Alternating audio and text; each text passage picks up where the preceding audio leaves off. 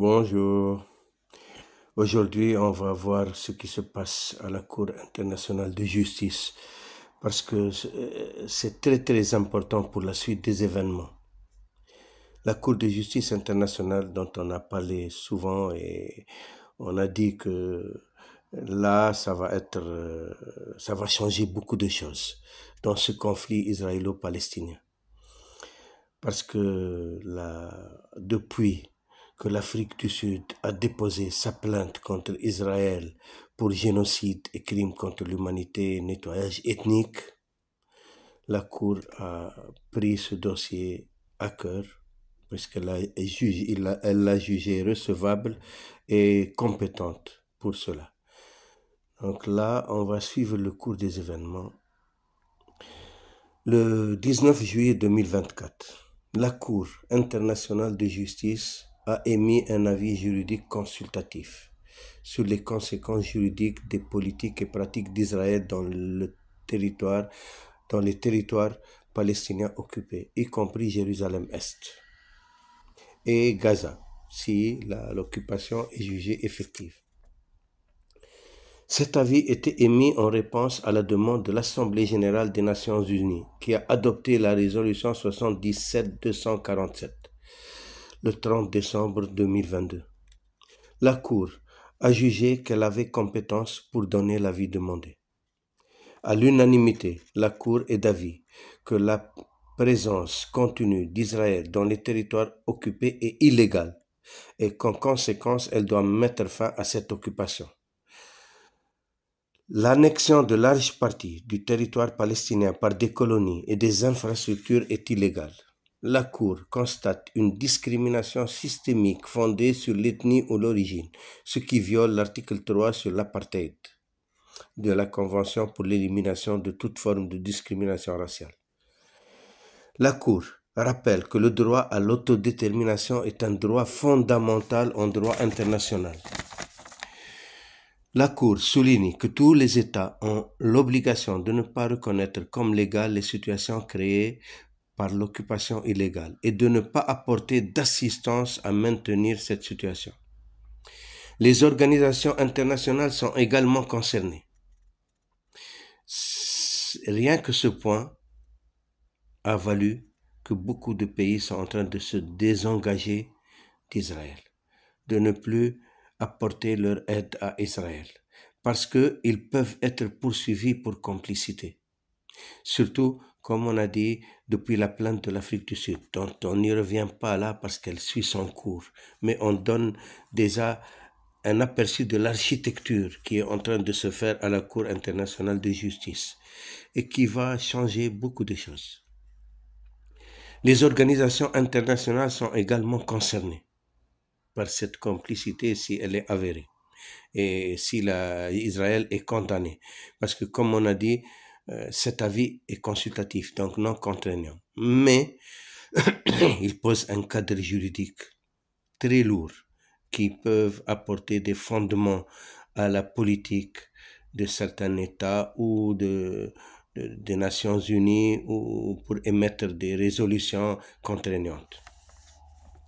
La Cour considère qu'Israël est tenu de réparer les dommages causés aux personnes physiques et morales affectées par les politiques et pratiques jugées illégales. Donc, les implications peuvent être conséquentes, très contraignantes. L'avis de la CIG, la Cour internationale de justice, est consultatif, donc non contraignant, mais il a son poids, un poids lourd en droit international, et établit clairement un certain nombre de principes juridiques applicables et fournit un fondement juridique solide pour des revendications ou des politiques de la communauté internationale. Dans ce cas précis, mettre fin à l'occupation israélienne est une obligation juridique et non un objectif politique futur. Ça, c'est en décembre 2024. Maintenant, le 22 octobre 2025, l'avis consultatif de la Cour de justice internationale concernant l'occupation de la Palestine depuis 58 ans qui implique la privation des Palestiniens à l'autodétermination. Comme on a dit, l'autodétermination est un principe fondamental dans le droit international. D'autant plus que l'occupation de la Cisjordanie est illégale, conformément à plusieurs résolutions de l'ONU, de même qu'il y a plusieurs résolutions pareilles concernant Jérusalem-Est, dont l'occupation est illégale au vu du droit international. Il est demandé à Israël de ne pas mettre en application ses propres lois internes concernant la question palestinienne et de se conformer à ses obligations internationales, vu que la Knesset vient de voter une loi pour l'occupation de la Cisjordanie. C'est une occupation militaire à Gaza et une occupation faite par des colonies et des infrastructures en Cisjordanie et qu'ils veulent avaliser par le droit israélien, par la Knesset. Voilà maintenant où l'enjeu est en train de se faire. Il est demandé à Israël de ne pas mettre en application ses propres lois.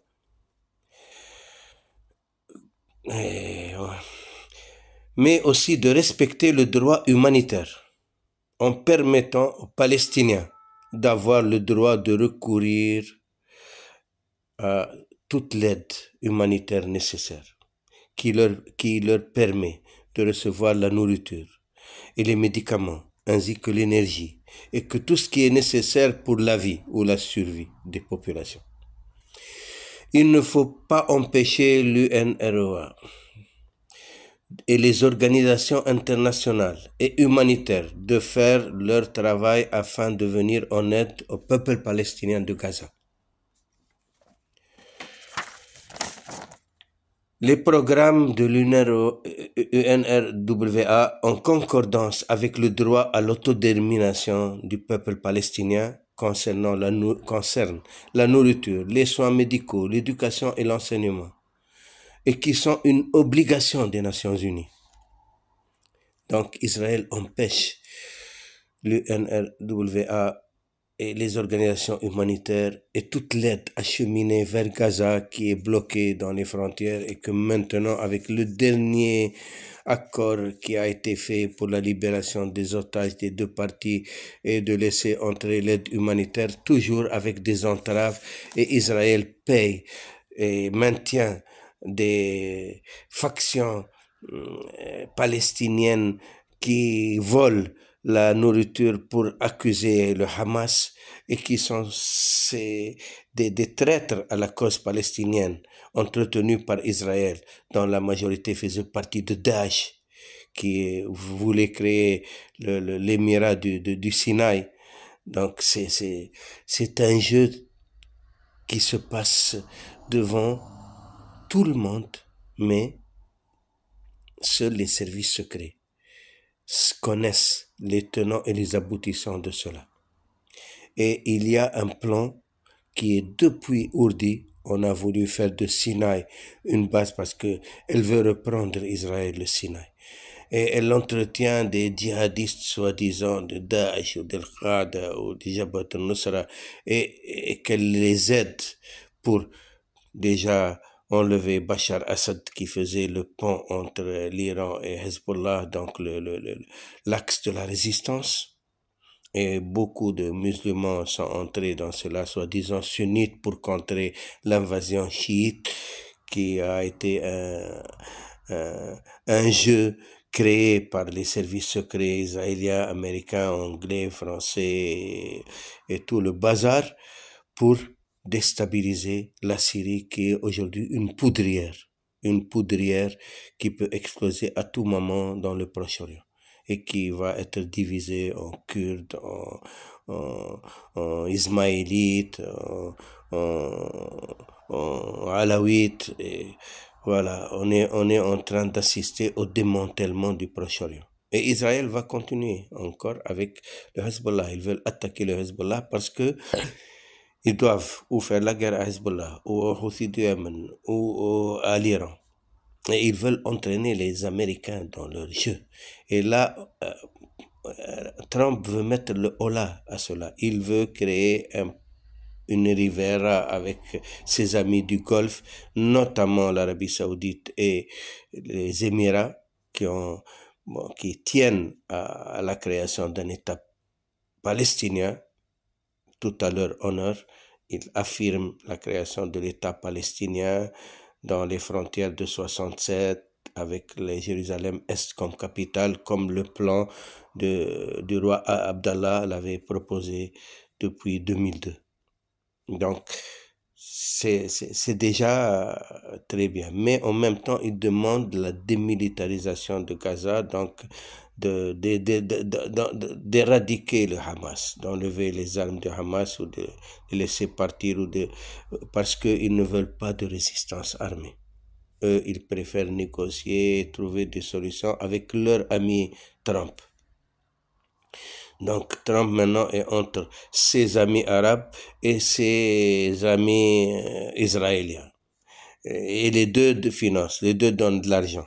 Donc est-ce que peut-être le jeu est...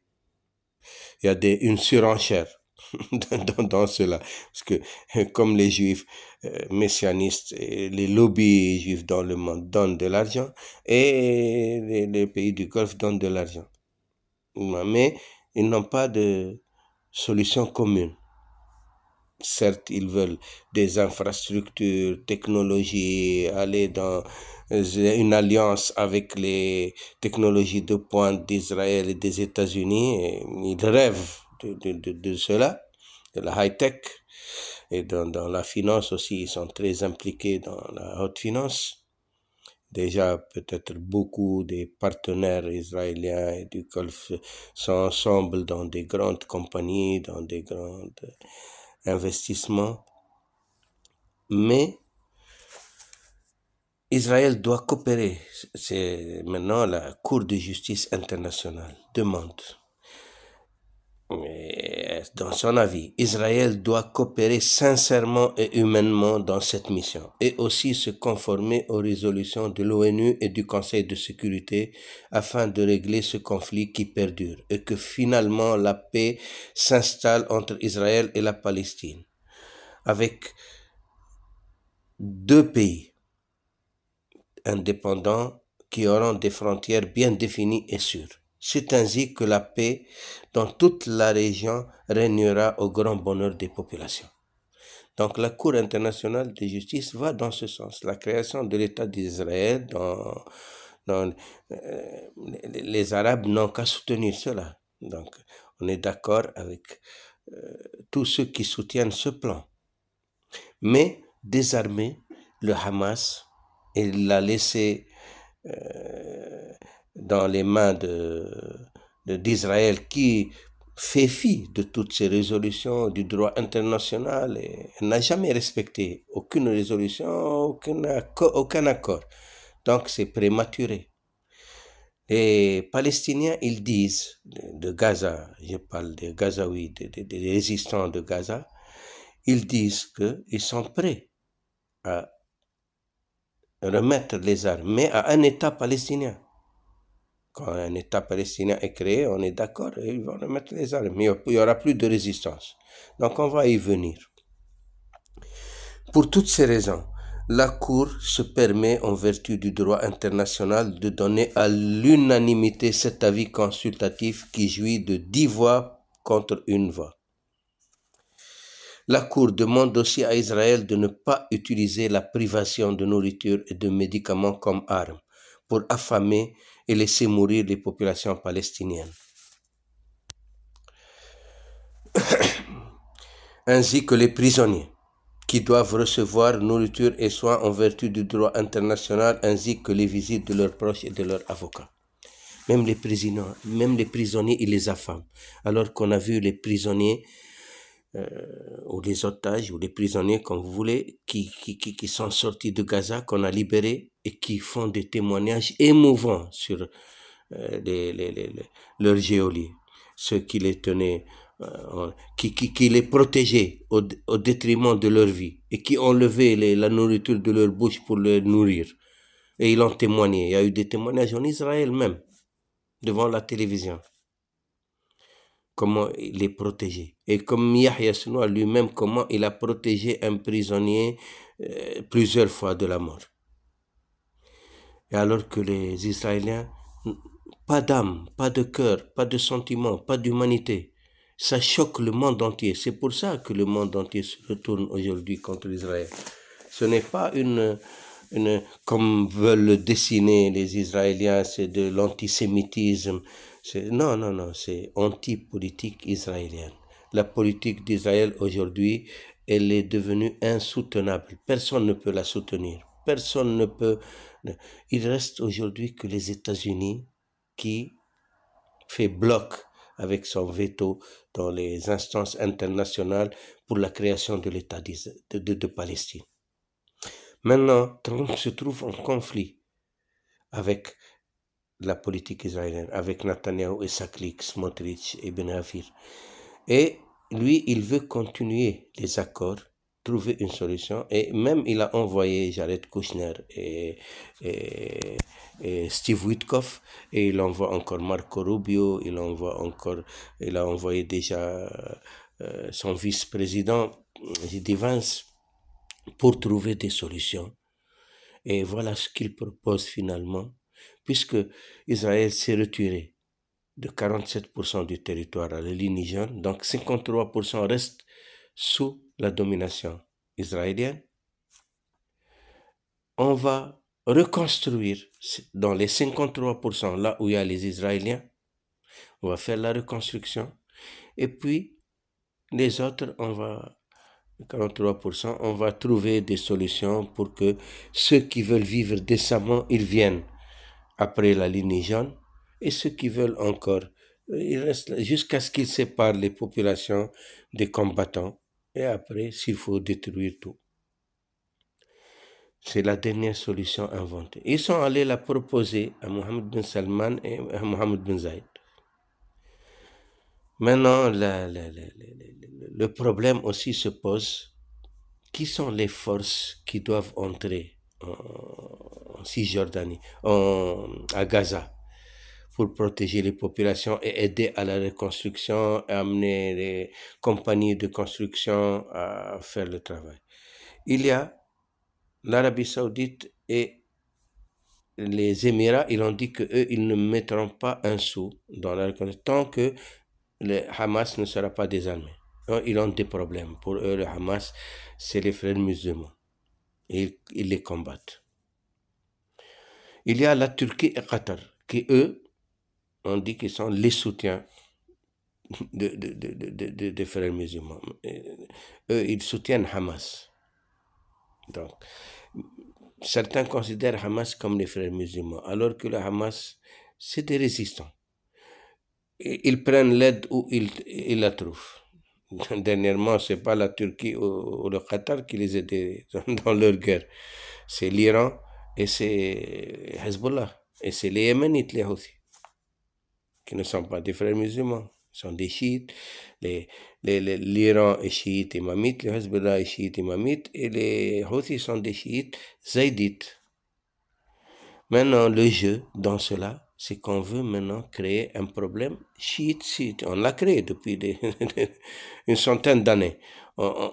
Et entraîne ce fardeau du conflit chiite-sunnite, alors qu'ils sont tous des musulmans et qu'ils ont le même Coran, le même prophète, le même Dieu. Maintenant, s'ils ont des différences d'interprétation ou de l'histoire ou des textes, chacun garde son interprétation, mais ce qui les réunit est plus important que ce qui les divise. Mais il y a un travail souterrain qui accentue sur leur division, et il y a des imbéciles qui viennent toujours alimenter. C'est parmi les musulmans sunnites et chiites qui alimentent cette haine et ces divergences, et qui sont manipulés, que ce soit par les services secrets israéliens, américains, anglais. Et là, on est dans une phase où chacun doit prendre ses responsabilités. Abu Hamza, qui est maintenant le porte-parole de Sarah el-Quds. Il y a un Abu Hamza qui a été tué dans les combats, il est martyr. Mais le nouveau aussi s'appelle Abu Hamza.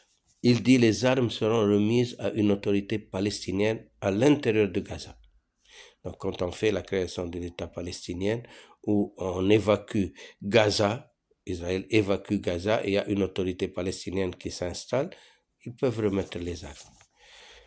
La Knesset a réuni les députés pour discuter et proclamer une loi qui autorise l'annexion de la Cisjordanie, ce qui implique l'impossibilité de la création ou l'émergence d'un État palestinien. Mais ce qui est étonnant, par contre, c'est que même le Congrès américain demande à Trump d'affirmer encore son refus de l'occupation de la Cisjordanie. Le lobby juif américain même est conscient que l'occupation de la Cisjordanie va coûter très très très cher à l'État de Palestine, à l'État d'Israël. C'est la plus grande erreur qu'ils vont faire quand ils vont proclamer l'occupation de la Cisjordanie. Et de fait, il y a les colonies, il y a un morceau de gruyère. Même, ils laissent même les colons aller brûler des villages, des vignes, des oliviers, et tuer impunément, détruire des maisons, occuper des maisons de Palestiniens. Donc c'est une occupation, mais qui ne dit pas son nom. Mais ils veulent la légaliser. Et là, ça va coûter très cher au vu du droit international et comme on a vu dans les avis consultatifs que la Cour internationale de justice a émis et que maintenant l'Assemblée générale des Nations Unies ou le Conseil de sécurité peut prendre comme des fondements juridiques dans les résolutions à venir. Et les pays maintenant qui soutiennent Israël encore seront complices. Donc il va y avoir un changement radical dans la politique internationale. Surtout maintenant avec l'émergence de nouveaux pôles, la Chine, la Russie, les BRICS, l'ASEAN qui est en train aussi, qui est devenu un poids lourd dans l'économie internationale. Tout cela va changer la donne. De la patience, il n'y a pas le choix, il faut continuer. Les Palestiniens sont prêts à toute éventualité. Ce qu'ils ont subi, ils ne peuvent pas subir plus. Ils ont vu le pire des cauchemars que peuvent imaginer les êtres humains. Ils l'ont vécu. Et là, pour la création de l'État palestinien, pour leurs enfants, ils sont prêts à tous les sacrifices. Maintenant, les Hezbollah, Israël veut attaquer le Hezbollah s'est préparé et n'attend que ça pour que ses mains soient libres parce que ses mains sont liées par son gouvernement, pas par une crainte quelconque. Ils sont prêts à se battre. Ce qu'on n'a pas compris Israël, c'est qu'ils se battent avec des gens qui n'ont pas peur de la mort. Un mort, c'est un martyr, il va au paradis. Donc il n'y a aucune crainte.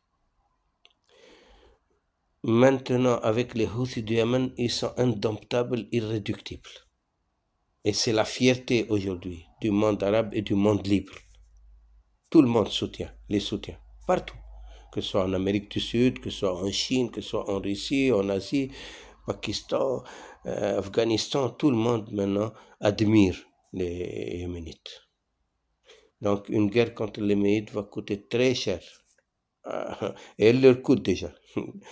Un seul missile qui part du Yémen et c'est 2 ou 3 millions d'Israéliens qui sont dans les abris. Même les Israéliens ne veulent pas, dans leur majorité, de cette guerre. Ils veulent l'arrêt de la guerre. Ils l'ont proclamé depuis 2 ans. Ils veulent. Dès qu'on libère les otages, on arrête la guerre. Les otages sont libérés, mais Trump veut continuer pour sa survie politique. Il y a des élections prochaines et ses alliés commencent à le lâcher. Il est en train de jongler sur un fil, un équilibriste qui marche sur un fil tenu par Smotrich et Ben Rafir. Donc, on va voir. Trump aussi vit un cauchemar chez lui avec des villes en rébellion. En rébellion. Les gens sont dans la rue, pas de dictature, pas de royauté. Tu n'es pas roi. On t'a élu président pour America First, pas Israel First. Donc il est en train de vivre aussi un cauchemar et personne ne comprend comment il réagit. Il se moque de la foule avec un avion, une couronne sur la tête et qui jette de la merde sur les manifestants. Ça va lui coûter aussi très cher. Il y a le problème de l'Ukraine, où les Européens sont enlissés jusqu'au cou. Ils ont détruit leur économie. L'Allemagne, qui était partie pour être la troisième économie du monde, est en récession pour la deuxième année à cause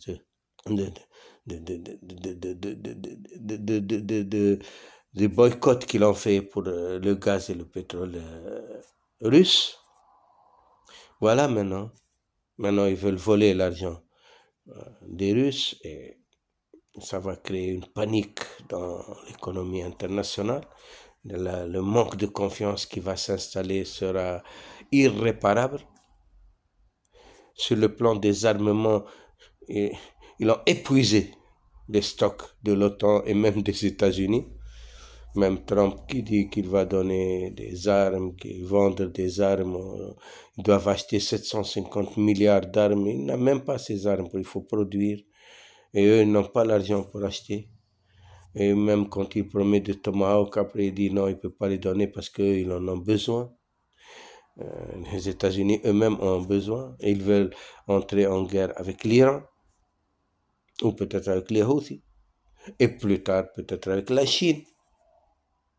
Et on ne comprend. Et le Venezuela, ouais, ils sont aussi sur le Venezuela.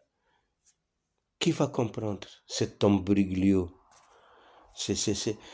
On a affaire à des gens insensés, à des gens irresponsables, à des gens peut-être fous ou démoniaques ou manipulés par des hygiénistes qui veulent créer le chaos partout et détruire, comme ils disent eux-mêmes, 2/3 de la population humaine. Est-ce que ces guerres ne servent pas justement ces hygiénistes? Les lobbies des armes qui fabriquent des armes, qui dépensent des milliards sur des armes et qui prêtent, c'est les mêmes qui prêtent de l'argent pour qu'on achète des armes et on entraîne les pays dans une spirale de dettes sans fin. Après, on leur prend les joyaux du pays, les plus grandes entreprises, les plus florissantes, les joyaux de la couronne, comme on appelle. Jusqu'à dernièrement, on a volé dans le musée du Louvre les joyaux de la couronne, les joyaux de Napoléon. Et il paraît même qu'Israël est impliqué dans cela. Et là, on trouve la main d'Israël partout. Est-ce que les gens ne vont pas se réveiller? Cette politique israélienne menée souterrainement par le Mossad et d'autres groupuscules des services secrets qui travaillent à la destruction du monde. Où est-ce qu'on va? À qui profite tout cela? À qui profite? Les gens maintenant ont du mal à vivre au quotidien. La cherté de vie partout s'impose. Bon, on verra pour le prochain. Merci.